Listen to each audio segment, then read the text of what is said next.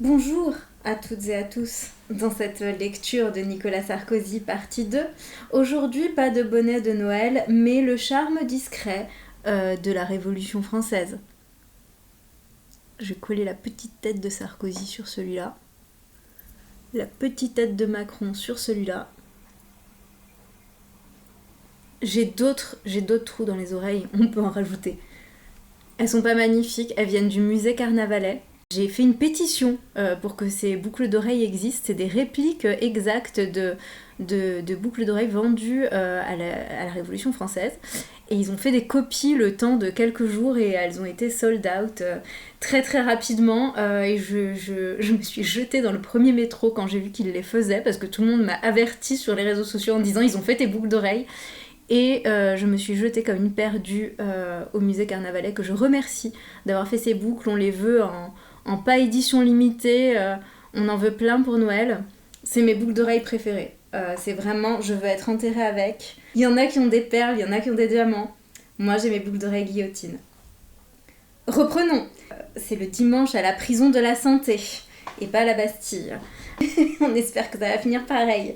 Donc Nicolas Sarkozy craignait son premier dimanche parce qu'il aura pas de parloir et que le dimanche, c'est la déprime. Mais n'oubliez pas, c'est pas le lundi que vous n'aimez pas, c'est le capitalisme. Ça marche pas pour Sarkozy. Donc c'était le jour sans visite, ni des familles ni des avocats, la solitude complète. Donc c'est là que qu'est-ce qui se passe le dimanche?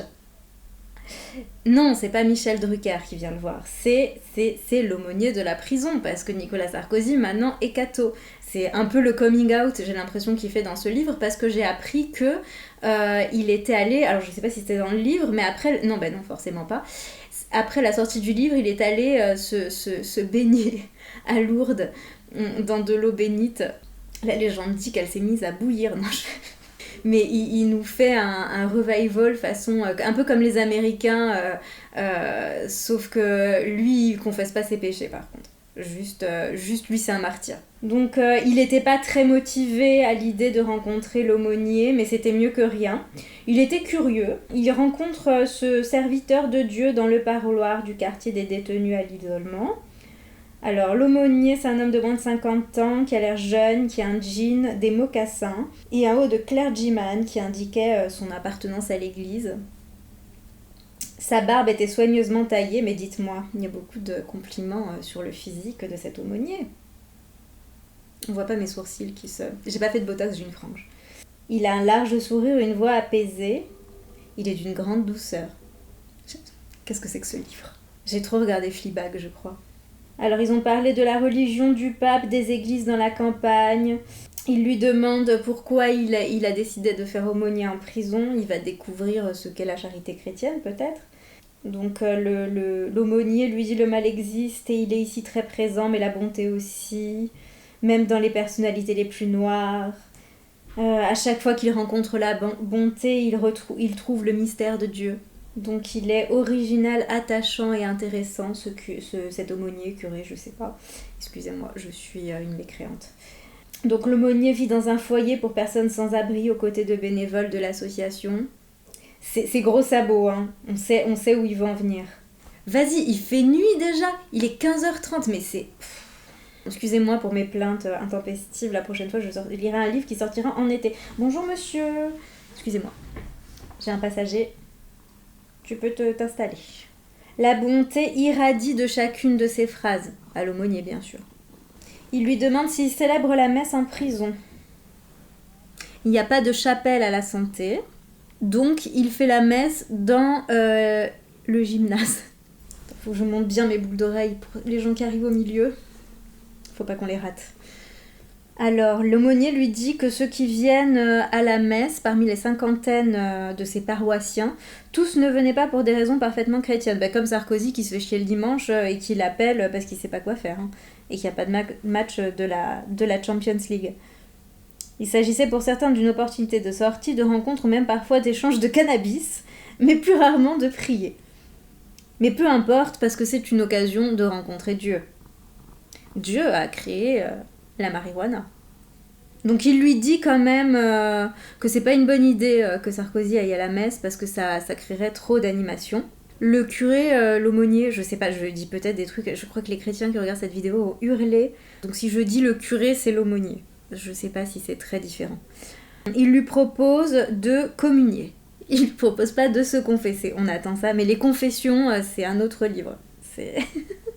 D'ailleurs, à ce propos, de livres, j'ai appris qu'en cherchant la version EPUB gratuite du journal d'un prisonnier, j'ai découvert que Gilles William Goldnadel, je sais pas comment on dit, avait sorti un livre en 2025 qui s'appelait Journal d'un prisonnier. C'était avant de savoir que Nicolas Sarkozy allait en prison pendant 3 semaines et qu'il allait écrire un bouquin en sortie express. Et le journal d'un prisonnier... Le pitch, c'est depuis que la transe insoumise a pris le pouvoir, là vous pouvez arrêter de lire en principe, hein, mais le nouveau gouvernement dictatorial partage le territoire français avec la République autonome musulmane de Seine-Saint-Denis. Arrêté pour avoir défendu la France et Israël, mais aussi en raison de sa condition de mâle blanc dominant. Un homme est confronté aux accusations kafkaïennes du procureur Plenel lors de son procès. Donc voilà, ça fait un autre livre pourri à lire, mais à chaque jour suffit sa peine tout de même. Et donc ils le vendent en tant que l'islamo-gauchisme a gagné. Non, l'islamo-wokisme, c'est encore plus... Qu'est-ce qu'on rit? On est quand même le pays de la littérature. Reprenons donc. Nicolas va-t-il communier? Il mange une hostie. Une hostie. Pardon. J'en ai mangé une fois. Je voulais goûter. C'est un peu comme les bonbons, la Haribo, les soucoupes volantes, sauf qu'il n'y a pas la poudre qui pétille dedans. C'est meilleur avec la poudre qui pétille. Il devrait repenser la recette. Donc, il se trouve dans cette petite salle si triste et banale autour d'une table fixée au sol par des plaques, enfermé avec un prêtre qu'il ne connaissait pas une heure avant, et sous le contrôle vigilant des surveillants de la prison. Il s'apprête à communier pour la première fois depuis de nombreuses années. Pourtant, il a bien dragué les cathos, il nous a même collé Christine Boutin ministre, hein. Cette espèce de mécréant là. Il a dit un Notre Père, un Je vous salue Marie. Ils se sont recueillis ensemble un long moment. Le silence régnait. Il communiait avec une certaine ferveur. Donc il se donne rendez-vous le dimanche suivant. Je pense qu'il l'a pas vu beaucoup de dimanches au final. Il raconte à Carla et Jean cette rencontre spirituelle inattendue. Était-ce le signe que j'attendais? Je l'ignore.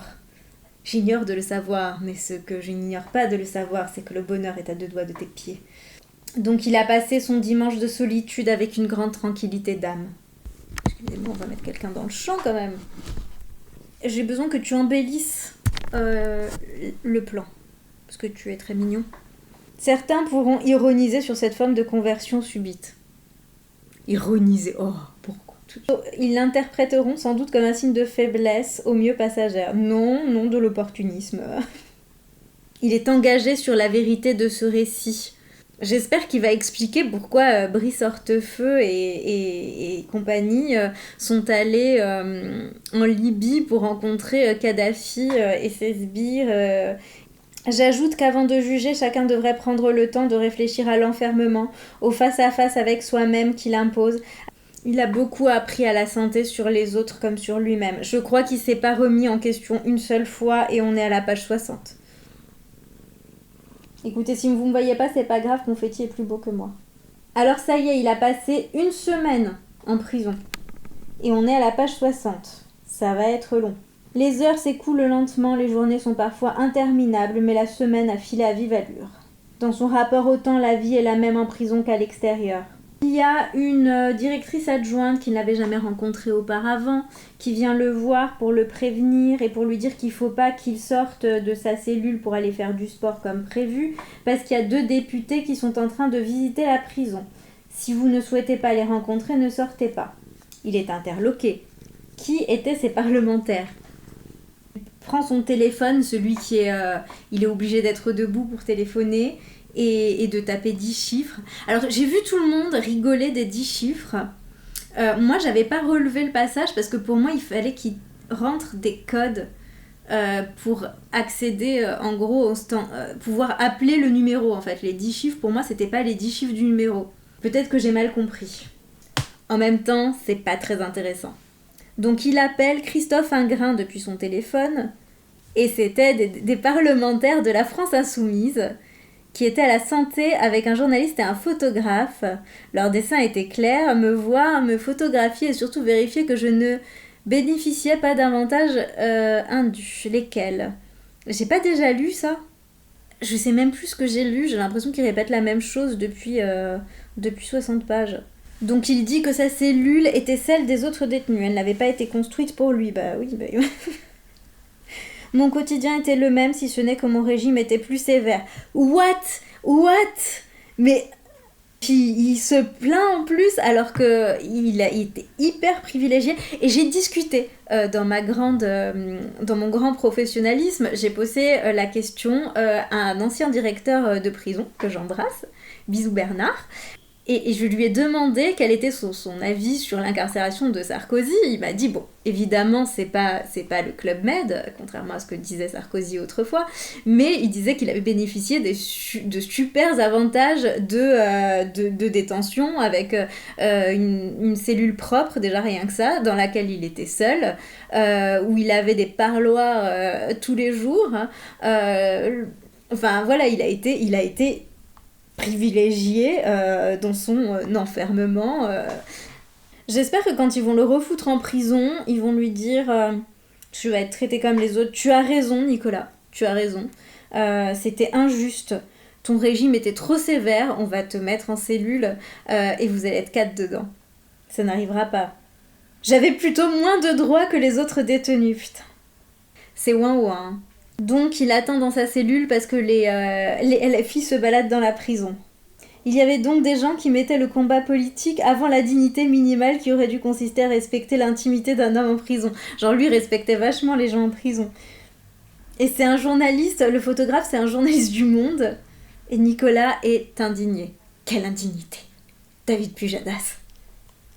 Quand je pensais aux leçons de démocratie, de morale, de déontologie, de respect des droits de l'homme que ce journal a coutume d'adresser à la terre entière, il y avait de quoi en avoir le cœur au bord des lèvres.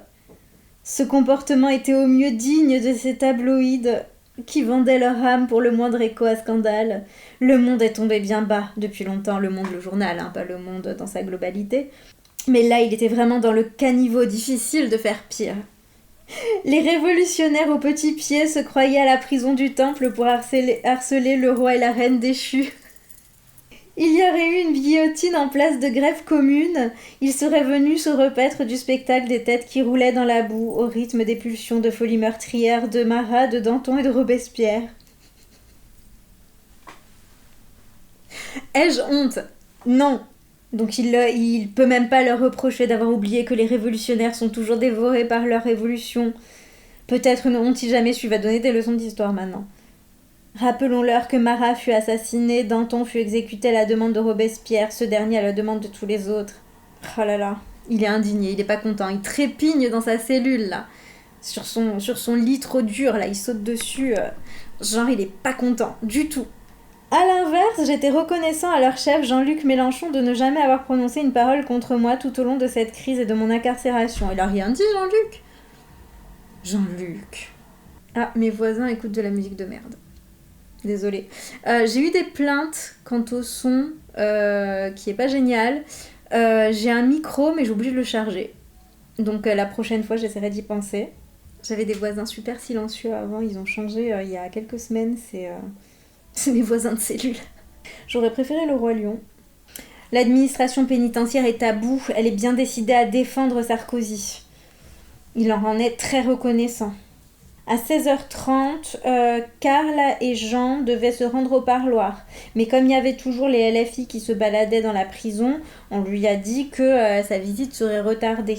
Il se voit privé de sa famille par la faute de 2 individus. Finalement, il a pu les voir en fin de journée, mais quel stress inutile. Leur visite prouvait qu'à l'évidence, je n'étais pas un détenu comme les autres. Bah non, t'es pas comme les autres, t'es super privilégié là.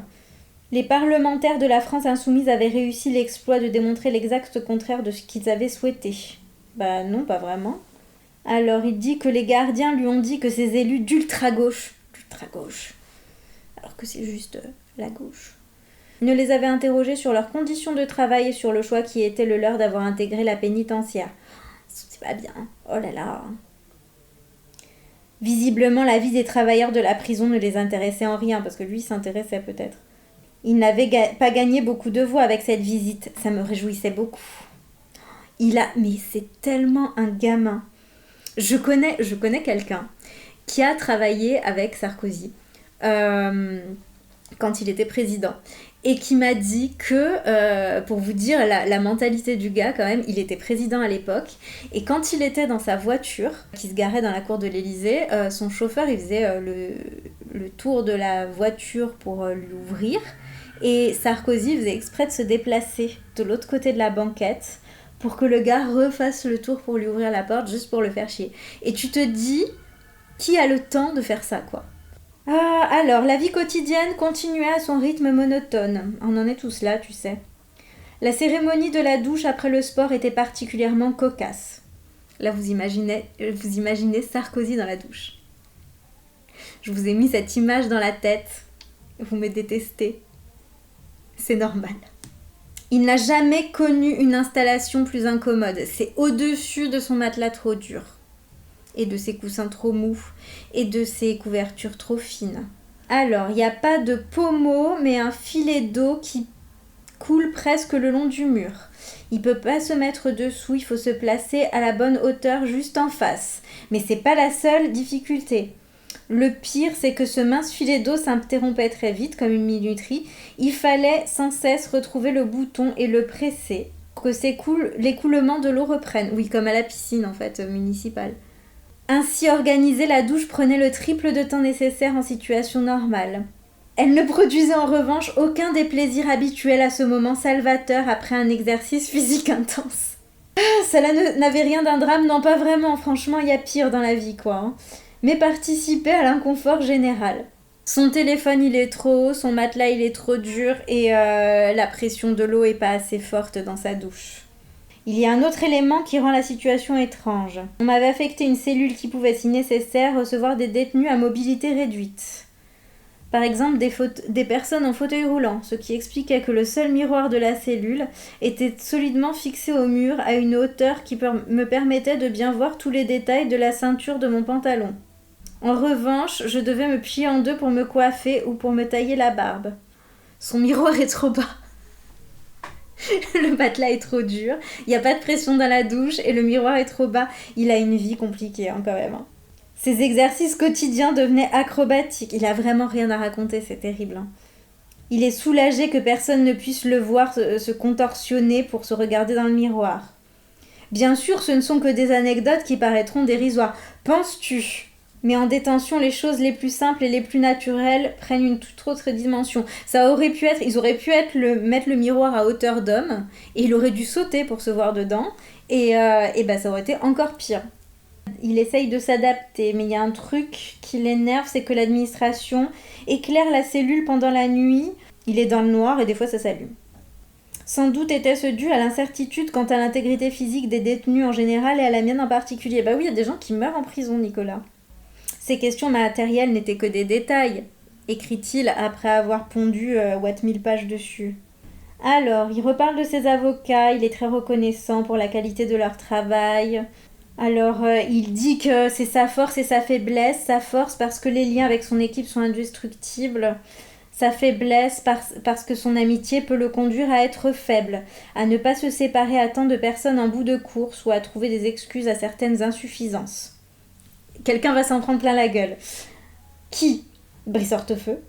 Mon amitié avec Thierry Herzog m'avait aveuglée sur la possibilité qui était la sienne d'embrasser un dossier qui avait pris une telle ampleur. Ah ça veut dire Thierry Herzog, t'es une merde en fait.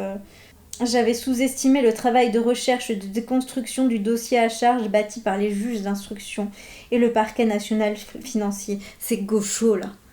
Quel que soit le talent et le dévouement de Thierry Herzog, il ne pouvait aider de sa seule collaboratrice approfondir toutes les directions que nous aurions dû explorer.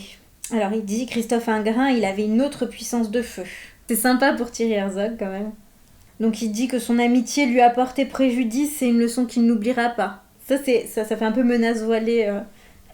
Alors il y a beaucoup d'avocats qui ont proposé de le défendre. Une amie va jusqu'à lui recommander de demander à Éric Dupond-Moretti pour savoir s'il serait d'accord pour intégrer sa défense. Il décline sans aucun état d'âme cette étrange proposition. D'abord parce qu'il pense que Éric Dupond-Moretti c'est l'avocat le plus détesté des magistrats. Et ensuite parce qu'il trouve sa personnalité sans finesse. Oui, bon, enfin, Nicolas Sarkozy, t'es pas non plus... Il veut le droit et rien que le droit. Il dit que Dupond-Moretti, au moment où le tribunal a décidé de jeter Nicolas Sarkozy en prison, lui a reproché d'adopter un système de défense à la Trump. Oui. Un comble venant d'un homme connu pour ses outrances. Je sais pas, je comprends pas pourquoi vous entendez pas, hein. Alors, il dit que quand même ses avocats l'ont relaxé de 3 des 4 infractions pour lesquelles il avait comparu devant le tribunal, et pas des moindres, puisqu'il était relaxé des délits de corruption, de financement illégal et de recel de détournement de fonds publics, qui étaient les faits les plus graves. Alors là, il revient au jour où il a été condamné. Il est avec Carla dans la voiture, ils vont au tribunal. Alors, ils sont accueillis par un mur de caméras, de photographes et de journalistes. À la corrida, le moment de la mise à mort est toujours le plus attendu. La foule n'est jamais humaine. Alors il est dans la salle, dans le tribunal, tout le monde le regarde. J'ai l'impression qu'il l'a déjà raconté aussi. Son cœur s'emballe, mais il ne montre rien. Le tribunal est entré, la présidente, concentrée, inexpressive, s'apprêtait à rendre le jugement. Donc 2h30 de lecture du délibéré. Il est passé par toutes les émotions possibles. Durant près de 2 heures, l'exposé de la présidente faisait s'effondrer des pans entiers de l'accusation. De mémoire, pas d'argent libyen dans la campagne, pas d'enrichissement personnel de Nicolas Sarkozy, pas d'argent libyen dans mon patrimoine, pas de preuve du prétendu financement libyen du financement pourtant promis par les Libyens, pas de pacte de corruption sous la tente de Kadhafi en 2005, pas de remise d'espèces à Beauvau par Ziad Takieddine, pas de caractère anormal de la visite de Kadhafi à Paris en septembre 2007. Et bien sûr, le plus probable est que le document publié par Mediapart soit un faux. Il est vraiment obsédé par ça, quoi. Vraiment, allez lire Mediapart, regardez le documentaire de Mediapart, c'est incroyable. Alors, la présidente annonce que le trésorier de sa campagne, Éric Woerth, est relaxé du délit de complicité de financement illégal. Donc Sarkozy, là, dans sa tête, il se dit « c'est bon, je suis bien ». Donc il dit tout à coup « le ton de la présidente a changé ». Elle fixe ses notes et elle ne le regarde plus. C'est comme si tout avait été blanc et que soudainement tout devenait noir. Il n'y avait plus de cohérence. Donc là, elle dit qu'il est coupable d'une association de malfaiteurs en vue d'une corruption passive. Charge qui a été ajoutée in extremis par les juges d'instruction. Il a été condamné 2 fois définitivement dans 2 affaires quand même. Hein. Il était établi que mes 2 collaborateurs avaient rencontré le beau-frère de Kadhafi, Senoussi.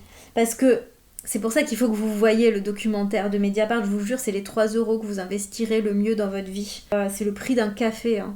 Donc il est condamné d'après lui par le tribunal pour avoir prétendument laissé mes collaborateurs envisager de solliciter un financement dont le tribunal reconnaissait qu'il n'existait pas. Ils n'ont pas vraiment reconnu ça, c'est juste que l'argent a disparu. D'ailleurs, qui a payé l'appartement d'Hortefeux? Parce que je sais toujours pas où est parti l'argent. Et la sanction tomba à 5 années de prison ferme. Tout cela n'avait aucun sens si ce n'est celui de ne pas désavouer totalement les juges d'instruction et le parquet national financier. Mais il n'avait pas encore tout entendu, le meilleur était pour la fin. Donc le tribunal le prive de l'effet suspensif normalement attaché à l'appel, donc il va aller en prison. Il reçoit la décision du tribunal comme un violent coup de poing dans la figure. Il avait envie de hurler à l'injustice, à la folie d'une telle décision, à la honte de tout ce que cela représentait. Il s'est pas privé, hein, il fait que ça depuis. Hein. Il est demeuré impassible. Au moment de l'annonce de mon emprisonnement, la salle a poussé un cri. Ce n'était pas de la joie. Moi, je peux vous dire que j'ai crié de joie quand... Ce n'était pas de la joie, ni de la peine, juste de la stupéfaction. On était tous stupéfaits que quelqu'un aille enfin en prison. Les journalistes eux-mêmes ne comprenaient plus, je pense qu'ils comprenaient très bien. Toute la matinée, ils avaient commenté l'accumulation de bonnes nouvelles pour moi. Et survenait ce coup de théâtre. Personne ne comprenait. D'ailleurs, le film de Mediapart s'appelle « Personne n'y comprend rien ». J'aime bien comme il est vraiment persuadé du truc et il est persuadé que tout le monde lui donne raison. Il vit dans une réalité parallèle. Donc là, il va parler aux journalistes. Il sait pas du tout ce qu'il va leur dire. Alors, il ressent une telle injustice. La haine n'a pas de limite. fut la première phrase qui sortit de ma bouche. Carla est à ses côtés, forte et indéfectible. Mes fils étaient là, solides comme un pack de rugby. Les membres de sa famille sont décidés à faire front à l'injustice. Il a besoin d'eux, ils étaient là. Au cœur de cette tempête, je recevais cette épreuve comme une grâce qui nous soudait, nous renforçait et nous faisait comprendre combien nous avions besoin les uns des autres. Au fond, les Français n'avaient pas encore réalisé que je devais me rendre en prison. Si, on avait réalisé, on était contents. C'était tellement inconcevable. Le procureur est poli, mais visiblement mal à l'aise. Parce qu'apparemment tout le monde est indigné, même le procureur serait mal à l'aise, tu vois, parce que c'est Nicolas Sarkozy quand même. Le procureur le regarde même pas dans les yeux tant il est concentré et attaché à lire son texte. Le procureur, présent à l'audience, n'a pas prononcé une parole, mais le fixait continuellement avec froideur et une pointe de mépris. On l'embrasse. Nicolas Sarkozy, du coup, il ignore sa présence. Alors, la procureure adjointe, par contre, elle est gentille. Elle doit lui poser des questions très intrusives avant son incarcération. Alors, elle lui demande si en prison, il y avait un risque qu'il soit en manque. En un mot, il s'agissait de savoir si je me droguais.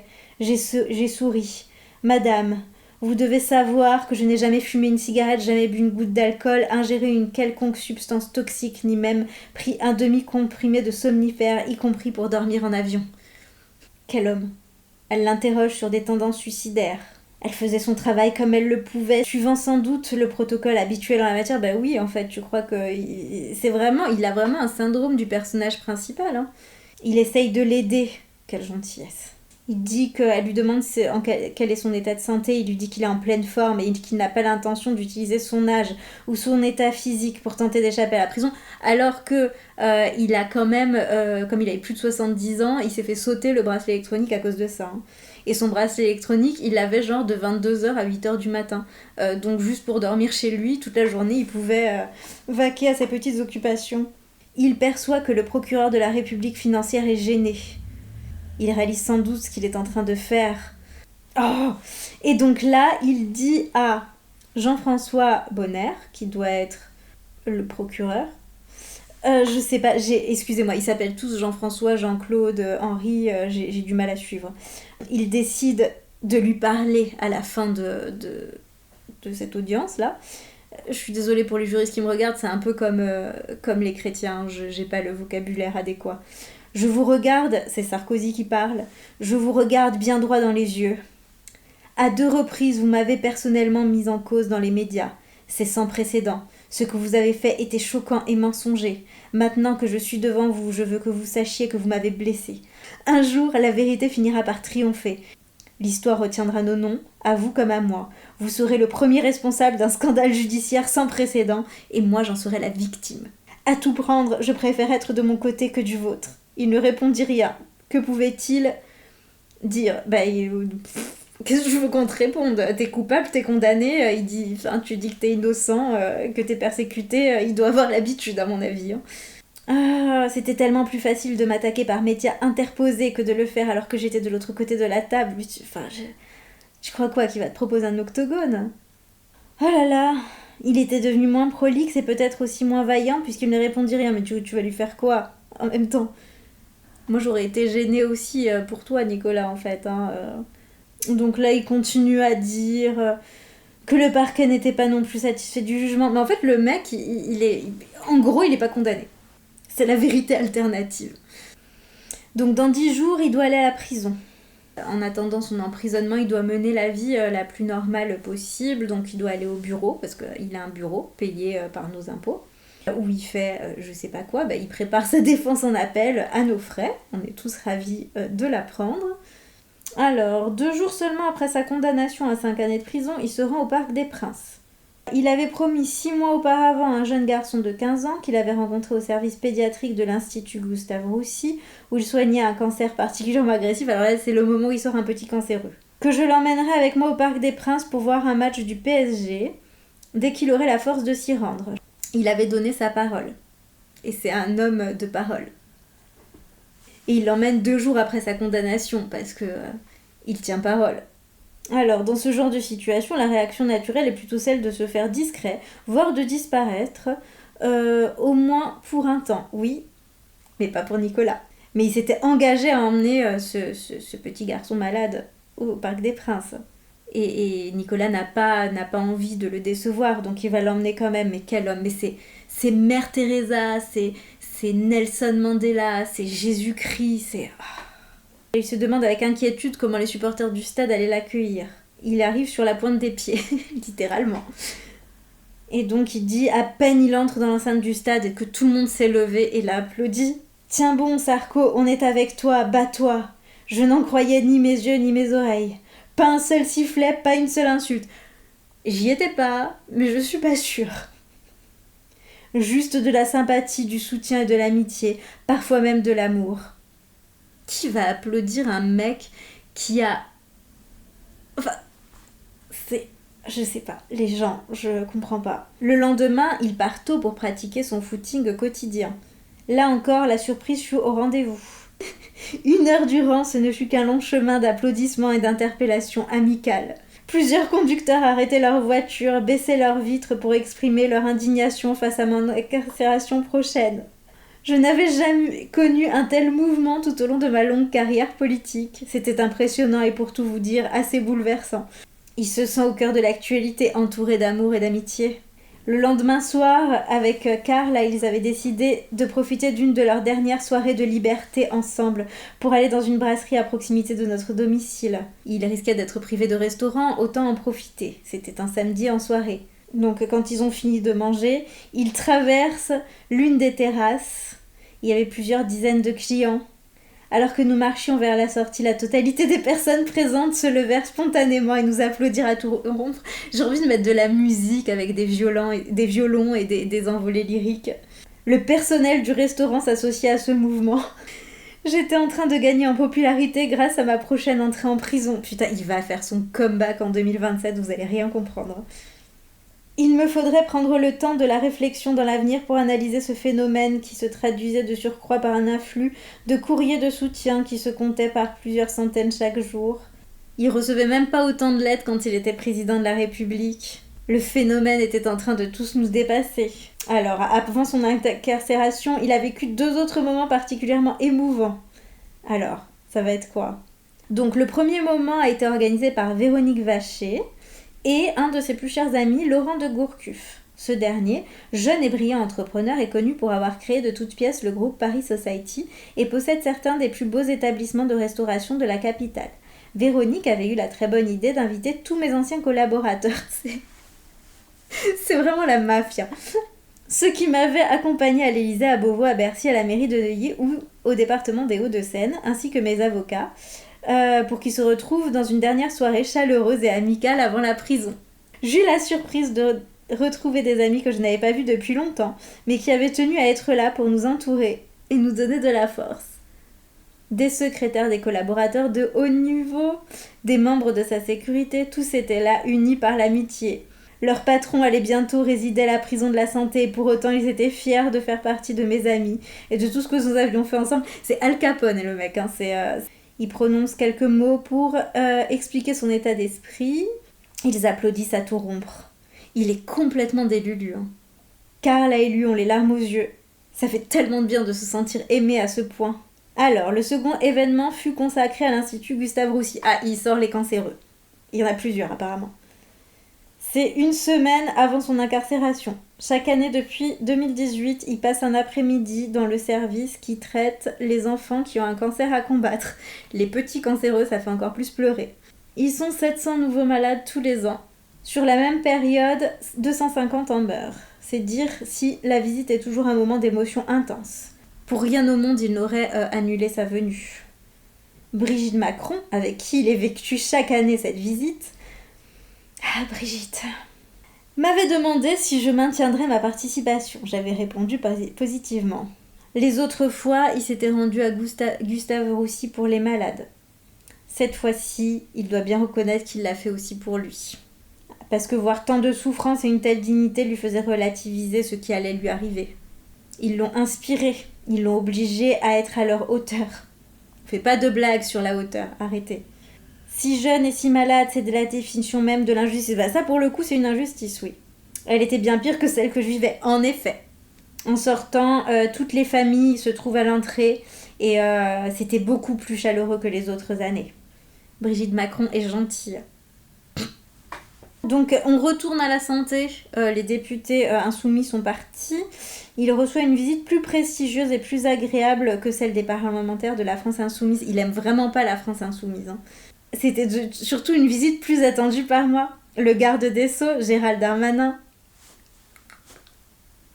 était arrivé jusqu'à ma cellule à 19h précise. On va allumer un peu de lumière, quand même. J'ai allumé la lumière. On va parler de Darmanin, on a besoin de sortir un peu de l'obscurité. Donc accompagné du directeur de la prison, Gérald Darmanin est entré dans sa cellule. Il s'est assis sur la seule chaise de la pièce. Et moi en face, sur mon lit, c'était spartiate. C'est la première fois qu'ils se rencontrent dans ces conditions. On espère que c'est pas la dernière. Il était ému et gêné de me voir en prison. Ce léger malaise se dissipa vite. Nicolas et Gérald se connaissent depuis longtemps.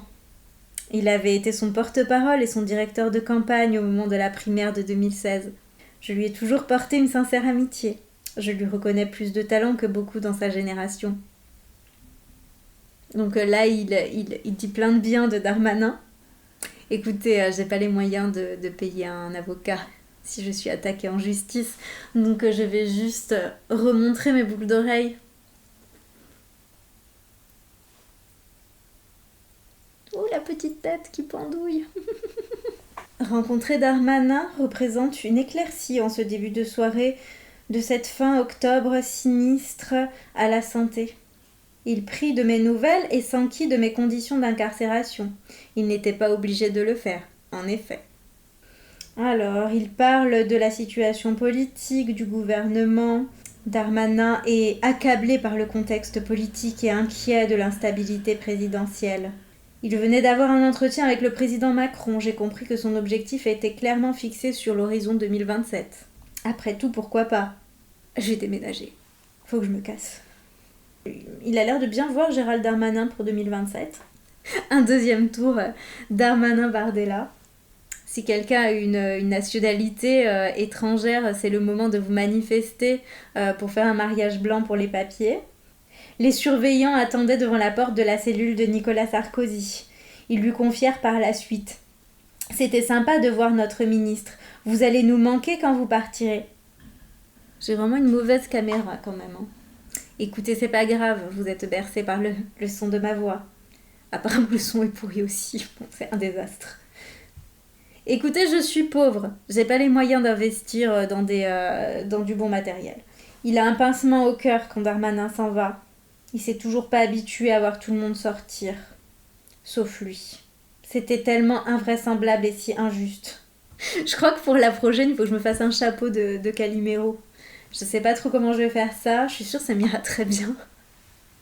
Alors, il apprend par la suite qu'un collectif d'avocats d'extrême gauche avait porté plainte contre le ministre pour prise illégale d'intérêt, parce qu'il était venu le voir en prison afin de s'assurer des conditions de sa sécurité. Bah oui, en même temps, il en a rien à foutre des autres prisonniers, il y a quand même un problème.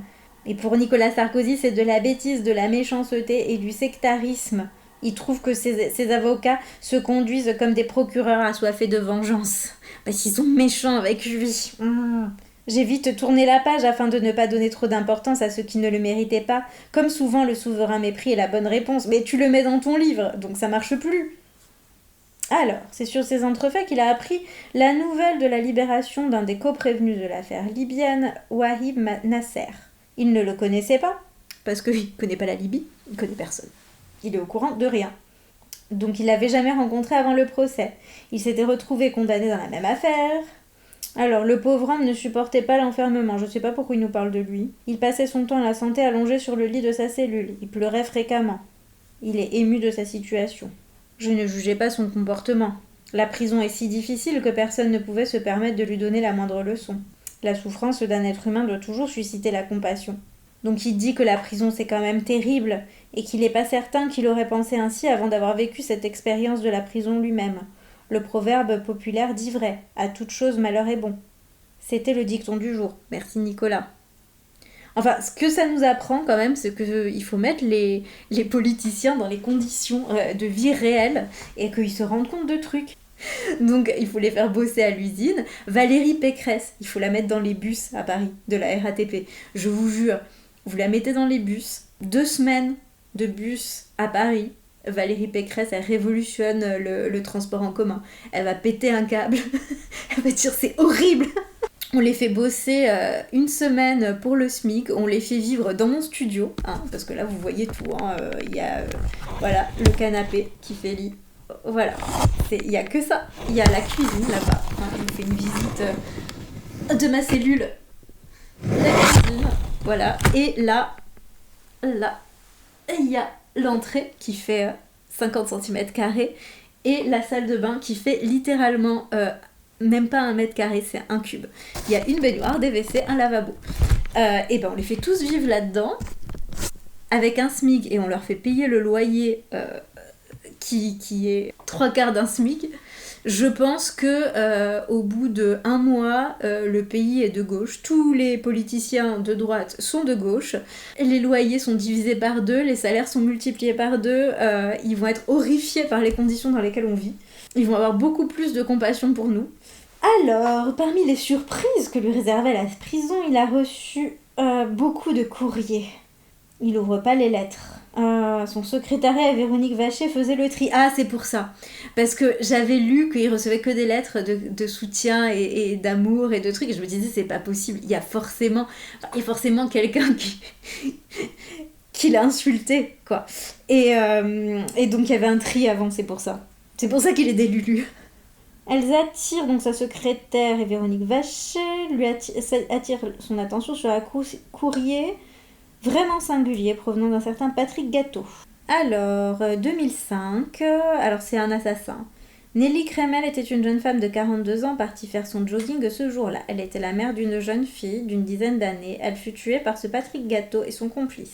Le premier avait déjà tué, il était donc récidiviste. Il fut condamné avec la perpétuité avec 22 années de sûreté. Il en était à sa 21e. Pourquoi m'écrivait-il ? Je n'en savais rien. Peut-être parce que j'étais moi-même en prison, mais pas pour les mêmes raisons, oui, effectivement, quand même. On n'aime pas Sarkozy, mais bon.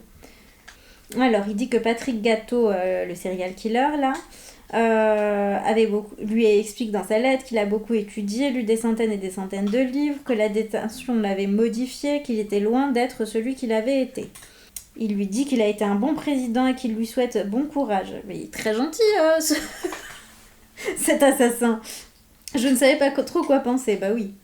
Il est très touché par sa repentance. En même temps, il se rappelle des mots de la fille de Nelly Kremel alors qu'il était assis à côté d'elle dans l'église pour les funérailles de sa mère. « Pourquoi avez-vous laissé tuer ma mère ?» Oui, parce qu'il était récidiviste, donc il était dehors. Il dit qu'il était partagé entre la colère et la commisération parce que toute personne, fût-elle la plus sombre, devrait pouvoir se racheter. Ça commence par avouer ses fautes. Il ne sait pas s'il va lui répondre, mais le choc de son incarcération a été suffisamment profond pour créer des situations improbables. Aujourd'hui encore, il se demande quelle doit être la bonne attitude face à cet homme 20 années après le drame. Ben, je sais pas, s'il sort l'année prochaine, je suis un peu réac sur ces trucs-là, mais écoutez, il est très bien là où il est. Alors, c'était de ce drame que datait la détestation d'un certain... Ah, c'est pour ça qu'il nous en parle, parce que je me disais pourquoi il nous parle de ça. C'était à cause de cette affaire qu'un grand nombre de magistrats le détestent. Il avait provoqué une onde de choc à ce moment-là, Sarkozy, parce qu'il avait déclaré que le magistrat qui avait foutu le tueur dehors devait payer cette erreur en assumant ses responsabilités. Donc il dit « Les médecins, les politiques, les journalistes, les chefs d'entreprise sont comptables de leurs erreurs, des dommages qu'ils provoquent, des conséquences de leurs actes. Cela me paraît naturel, normal et même utile. » Enfin, sauf pour lui, quand même. Alors, il dit que après ces déclarations, 200 magistrats s'étaient rassemblés devant le tribunal de grande instance de Paris pour protester avec virulence. Donc maintenant, il se venge et il l'envoie en prison parce qu'il avait fait ça. Voilà, ça doit être ça. Donc un magistrat avait déclaré à l'époque « Si le ministre de l'Intérieur, parce qu'il était ministre de l'Intérieur, veut la guerre, il l'aura. » C'était prophétique. Effectivement, je l'ai eue. Elle dura longtemps, plus que je ne l'avais jamais imaginé. J'en paye encore le prix. On ne m'empêchera pas de penser que l'on est bien loin du respect dû à tout justiciable qui a le droit d'être jugé pour ce qu'il a fait et non pour ce qu'il est. C'est bien là tout le problème. Mais moi j'aime bien parce que tout ce qu'il applique à lui-même en disant moi je suis la victime, vous êtes trop méchant avec moi et tout. Putain, quand il parlait des jeunes de banlieue, quand il parlait de jeunes issus de l'immigration et tout, il en avait absolument rien à foutre, il avait zéro respect, quoi. Quand il parlait des Corses aussi, merci, hein, on s'en souvient, hein.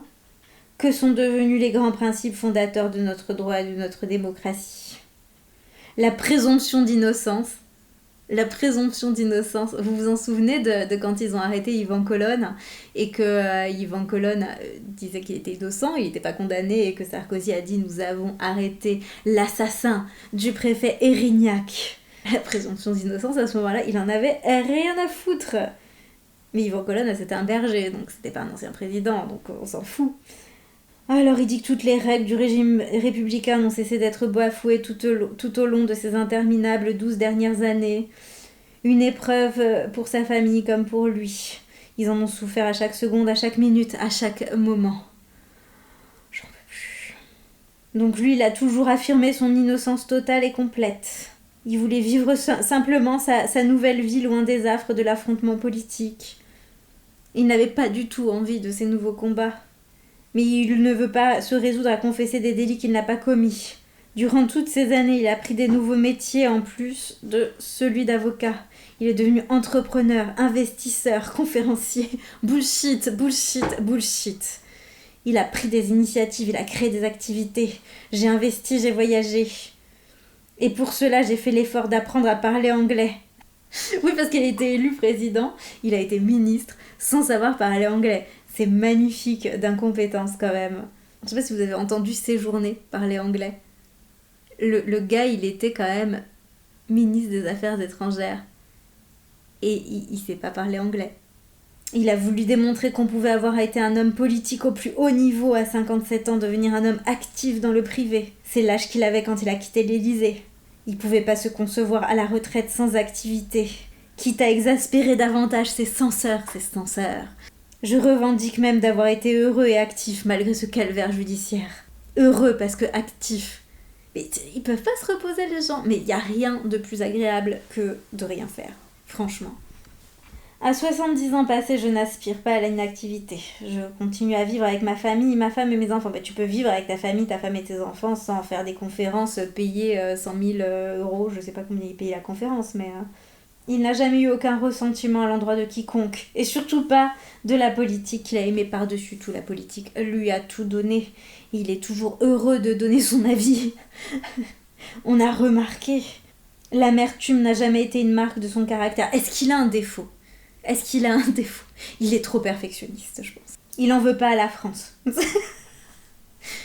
L'inverse n'est pas très vrai. C'est mon pays. Il aime la France. Il souffre quand on salit la France. Et en bafouant son innocence, on a abaissé la France. Il suffit pour s'en convaincre de lire la presse internationale qui a beaucoup critiqué l'outrance de ma condamnation. D'ailleurs, il y a le New Yorker qui a fait je crois que c'est le New Yorker qui a fait une revue de son livre et je ne l'ai pas encore lu. J'ai lu juste le chapeau et j'ai éclaté de rire et apparemment c'est très très drôle. Il se fout bien de sa gueule. Donc... il n'a aucune amertume à l'endroit des Français, y compris envers ceux qui l'attaquent si violemment. Merci Nicolas, t'es gentil. On voit plus trop mes boucles d'oreilles tellement il fait sombre. Ah là là. Là il dit les Français qui l'attaquent si violemment ignorent les mots admirables de Charles Aznavour et retenir les cris de haine qui sont les derniers mots d'amour. Il parlait d'un couple qui se séparait, mais il soulignait ce principe universel qui veut que la haine soit un lien affectif finalement pas si éloigné d'un amour trop violent pour être contenu. C'est pas du tout toxique. Alors il a vu à l'occasion de son incarcération la force de ce lien charnel qui le lie avec tant de Français. Il est indestructible. Parce qu'aujourd'hui, il est parfaitement désintéressé. Il est plus dans la politique. Il n'aspire pas à y revenir. On croise les doigts. Il a aucune arrière-pensée. Juste des sentiments, et au fond, c'est ce qui compte le plus à ses yeux. Vous pleurez ou pas ? Moi, bof. Je ne suis pas quelqu'un qui aime se plaindre, qui cherche à apitoyer ou à susciter la commisération. On est à la page 93, tu n'as fait que te plaindre, Nicolas. On a lu que des plaintes, là, depuis le début. Des plaintes et du délulu total, hein. Ah, là, il dit que quand même sa vie n'a pas été un long fleuve tranquille. Sa femme qu'il a rencontrée par miracle après un divorce douloureux. Si tu reviens, j'annule tout. En plus, tout le monde a oublié, mais en fait, il avait offert à Carla une bague horrible, je crois que c'était une Dior, avec un gros cœur rose. Et il avait offert la même à Cécilia. Alors moi, perso, tu m'offres une bague avec un gros cœur rose, déjà, c'est mort. Mais en plus, c'est la même que celle de ta femme à qui t'as envoyé si tu reviens, j'annule tout. Oh mon Dieu, quel romantisme. Mes enfants font chaque jour ma fierté. À chaque fois que je pense à Jean Sarkozy, Jean c'est celui qui est coiffé comme le prince charmant dans Shrek, enfin je sais pas s'il est toujours coiffé comme ça. Et Jean Sarkozy, je crois qu'il a à peu près mon âge, ou genre il a 1 an de plus que moi. Et c'était drôle parce que moi quand j'ai fini mon master, j'avais mon directeur de mémoire qui m'a dit qu'est-ce que vous allez faire ensuite, et je lui ai dit je sais pas, j'étais un peu désespérée parce qu'à Pôle emploi il m'avait dit d'aller bosser à McDo, et lui il avait redoublé Watt 1000 fois, il avait pas bac+1 et il lui avait proposé un poste, un méga poste à la Défense. Un truc honorifique, emploi fictif, où il devait être payé une blinde, où il allait mettre un costume et tout le monde allait l'appeler Monsieur Sarkozy. Et moi je pensais à ça en fait, et j'ai rien dit, et mon directeur de mémoire il m'avait dit oui bah vous êtes pas la gosse de Sarkozy. Et vous voyez, c'est là qu'on voit ce que c'est les nepo baby et le déterminisme social, c'est que même si t'es une méga brêle, tu sais que tu vas t'en sortir très très bien dans la vie, et on rigole tous de Julie avec ses ongles et voilà, elle a 14 ans, donc voilà, on va pas trop... Mais moi, je vous assure, j'en ai eu des élèves comme ça, en soutien scolaire, qui étaient turbo débiles. Je m'en fous, je suis pas prof, donc je peux le dire, ils étaient bêtes comme leurs pieds, ils étaient nuls, ils avaient des notes catastrophiques, et je suis sûre que maintenant, parce que je donnais des cours de soutien scolaire il y a, je sais pas, 15 ans, je pense qu'ils ont tous des jobs où ils sont payés 4000 balles parce qu'ils ont été pris dans la boîte de papa, et alors qu'ils étaient débiles. Et c'est un peu désespérant. Et c'est pour ça que je porte aussi ces boucles d'oreilles. C'est parce qu'il faut qu'on sorte de ce système, c'est pas possible en fait. Et Louis Sarkozy, j'ai mangé une mangue. Louis Sarkozy, à chaque fois qu'il parle, c'est une blague. Des fois, je me dis, c'est pas vrai, c'est un truc d'intelligence artificielle.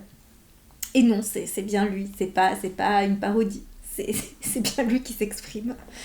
Mais il est très fier d'eux. Son énergie est inépuisable. Mais où trouve-t-il toute cette énergie ? On va revoir cet extrait dans longtemps, on se demandera pourquoi je rigole.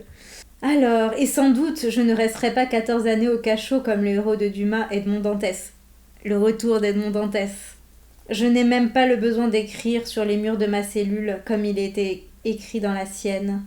Mon Dieu, conservez-moi la mémoire. La mémoire, je l'ai. Mais je n'en ferai pas une arme de destruction massive.